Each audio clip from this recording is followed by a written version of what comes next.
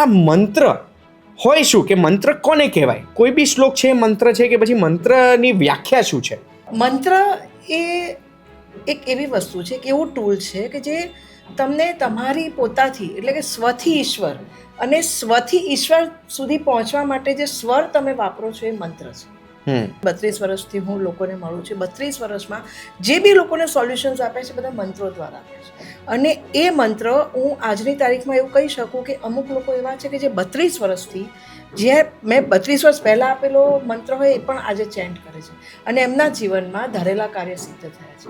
એ મંત્રમાં એટલો બધો પાવર છે કે આપણે સંસારી છીએ અને આપણી લાઈફમાં ઘણી બધી ડિમાન્ડ્સ હોય છે અને અમુક ડિમાન્ડ્સ પૂરી થતી હોય છે, અમુક નથી પણ થતી હોતી. અમુકથી આપણે ના પૂરી થાય તો આપણે મેન્ટલી ડિસ્ટર્બ પણ થઈ છે. પણ આવા બધી સિચ્યુએશનને પ્રોપર રીતે બેલેન્સ કરવું, લાઈફને આગળ કઈ રીતે વધારવી અને સક્સેસફુલ લાઈફ કેવી રીતે જીવવું, એ બધાનું એક ટૂલ છે મંત્ર.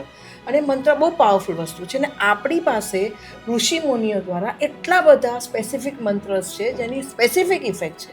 એટલે મંત્ર એ બહુ પાવરફુલ વસ્તુ છે. પણ મંત્ર છે શું? મંત્ર એ કોને શબ્દ કહેવાય? છે. મંત્ર એ શબ્દ છે જેને સ્વર કહેવાય અને એ મંત્ર ઓમ રીમ પદોને જોડીને બને છે એટલે એ સંપૂર્ણ બને છે.